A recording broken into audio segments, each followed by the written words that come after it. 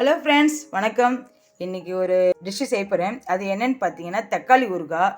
ஏன்னா நம்ம கடையிலலாம் வாங்கினோம்னாக்கா அதில் நிறைய உப்பு போட்டு சாப்பிட முடியாத அளவுக்கு பண்ணிவிடுவாங்க. ஸோ அது வேண்டாம், நம்ம நேச்சுரலாக சாப்பிட்றது நமக்கு நல்லது. ஸோ அதனால் நம்ம தக்காளி சட்னி வீட்டிலே செய்யலாம். எப்படி செய்யுதுன்றது பார்க்கலாம். இது வந்து நான் 1 கிலோ தக்காளி வாங்கியிருக்கேன். வாங்கி நல்லா பழமாக ரெடிஷாக இருக்கிறது வாங்கணும். வாங்கி கழுவி க்ளீன் பண்ணிவிட்டு பொடியாக சாப்ஸாக இது மாதிரி கட் பண்ணி போட்டுக்கணும். இதுக்கு வந்து என்னென்னு பார்த்தீங்கன்னாக்கா இஞ்சி சாப்ஸாக கட் பண்ணி வச்சுருக்கேன். தாளிக்கிறப்போ பூண்டு, இது தேவையான அளவு புளி, இது வந்து பெருங்காயம், இது வந்து கிரைண்ட் பண்ணுறதுக்கு. இதில் வந்து வெந்தயம் போட்டிருக்கோம் ஸ்பூனு. அப்போ ஒரு ஸ்பூன் கடுகு போட்டு வறுத்து பவுட்ரு பண்ணிடணும் ட்ரையாக, ஆயிலாம் போடக்கூடாது. இது நம்ம தக்காளி நல்லா மேஷ் பண்ணிவிட்டு செஞ்சுட்டு அதுக்கப்புறம் தான் நம்ம தாளிக்கணும். அது எப்படி செய்யலான்னு பார்க்கலாங்க. நம்ம இதில் எதுலேயுமே தண்ணி ஆட் பண்ணக்கூடாது.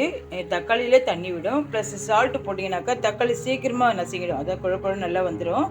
ஸோ தண்ணின்றது நம்ம இது பண்ணக்கூடாது. இதில் வர தண்ணி தான் நம்ம யூஸ் பண்ணிக்கணும். ட்ரை ஆகிற வரைக்கும் நம்ம வந்து அதை கிளறி விட்டுகிட்டே இருக்கணும். இதில் சால்ட்டு போட்டோடனே நல்லா குழஞ்சிருச்சு பாருங்கள். இன்னும் நல்லா குழஞ்சி வரணும். நம்ம பேஸ்ட்டை கூட அரைக்கலாம் வதக்கிட்டு.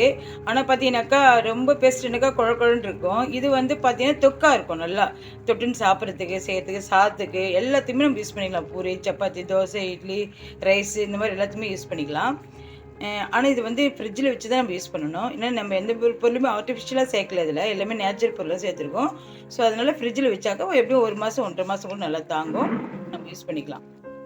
ஒரு லெமன் சைஸ் அளவுக்கு புளி எடுத்து கரைச்சி வச்சுருக்கேன். இது கொஞ்சம் ட்ரை ஆகிடுச்சு. இன்னும் கொஞ்சம் தண்ணி இருக்குது. ஸோ அதோடு இது வந்து புளி தண்ணி ஊற்றிட்டோம்னாக்கா அதோட மிங்கிள் ஆகிடும். நம்ம புளி தண்ணி கொஞ்சமாக தண்ணி போகிறோம். ஏன்னா தக்காளி புளிப்புன்ற வச்சு புளியும் கம்மியாக ஊற்றலாம். இது நல்லா ட்ரை ஆகி வரணும். இதுதான் விஷயம். நமக்கு தக்காளி பாருங்கள் நல்லா குழஞ்சி வந்துருச்சு. இது கொஞ்சம் தண்ணி இருக்குது. இது ஸ்லோவாக இது பாட்டு பாயில் ஆகட்டும். நம்ம இந்த பக்கம் கடாய் வச்சு, ஏன்னா அகலமாக இருந்தால் தான் நல்லா கிளறது நல்லா இருக்கும். ஒரு ஃபேன் வச்சு நம்ம இது இப்போ கடுகு வெந்தயம்லாம் அரைச்சிருக்கோம். இதெல்லாம் சேர்த்து நம்ம இப்போ வந்து தாளிச்சிக்கலாம். இதுக்கு இப்போ இது தக்காளி தாளிக்கிறேன் இப்போது சட்னிக்கு.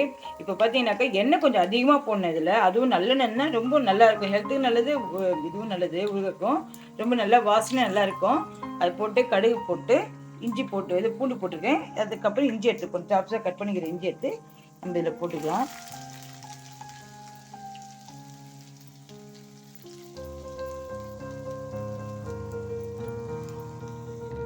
சில்லி போட்டு 2 ஸ்பூன் போட்டிருக்கேன். அப்புறம் வெந்தயம் கடுகு அரைச்சி வச்சுக்கிறதுல அதை போட்டிருக்கோம். இது லேசாக ஸ்லோவில் வச்சுட்டு இது பாட்டுக்கு அப்படியே அந்த மிளகாத்து ஸ்மெல்லாம் போகிற மாதிரி வச்சுருந்துட்டு அதுக்கப்புறம் நம்ம தக்காளி எடுத்து ஊற்றலாம். இப்போ தக்காளி பார்த்தீங்களா, ஒரு இது கூட இல்லை. எல்லாமே நல்லா மேஷ் ஆகிடுச்சு. நல்லா அப்படியே கிரேவி மாதிரி வந்துருக்கு பாருங்கள்.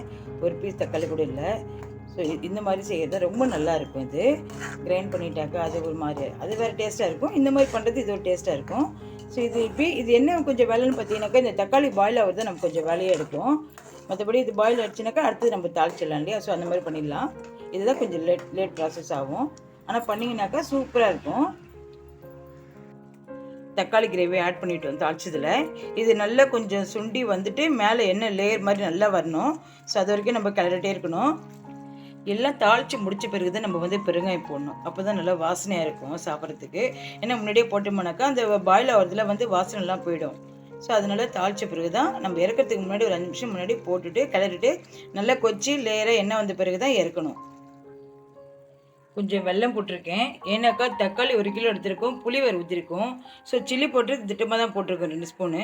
அதனால் புளிப்பு தன்மை இருக்கும். அது கொஞ்சம் வெல்லம் போட்டோம்னாக்கா அந்த புளிப்பு எடுத்துகிட்டு டேஸ்ட்டும் நல்லாயிருக்கும்.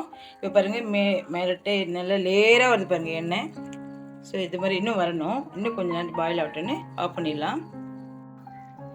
ஓகே ஃப்ரெண்ட்ஸ், இப்போ பாருங்கள் எவ்வளோ பபுள்ஸ் ஆகிடு. எல்லாம் எண்ணெயும் மேலே தள்ளிடுச்சு. ஸோ இதுதான் மெத்தட், மெஷர்மெண்ட் இவ்வளோ தான். ஸோ இதுக்கப்புறம் நம்ம ஆஃப் பண்ணி ஆற வச்சுட்டு ஒரு பாக்ஸில் போட்டு ஃப்ரிட்ஜில் வச்சுக்கலாம். வேணுன்றப்போ பிஃபோராக எடுத்து ஒரு கிண்ணத்தில் 2 ஸ்பூன் எடுத்து வச்சுட்டு அப்புறம் நம்ம சாப்பாடு யூஸ் பண்ணால் அது கொஞ்சம் லிக்விடாக தலை வந்துடும். ஏன்னா ஃப்ரிட்ஜில் இருந்தால் கொஞ்சம் சாலிடாக இருக்கும். ஸோ இதுதான் மெத்தடு. ஸோ நீங்களும் ட்ரை பண்ணி பாருங்கள். தேங்க்ஸ் ஃபார் வாட்சிங். நெக்ஸ்ட் வீடியோவில் பார்க்கலாம். பாய். இந்த சேனல் உங்களுக்கு பிடிச்சிருந்தா சப்போர்ட் பண்ணுங்கள், சப்ஸ்கிரைப் பண்ணுங்கள். Thank you friends.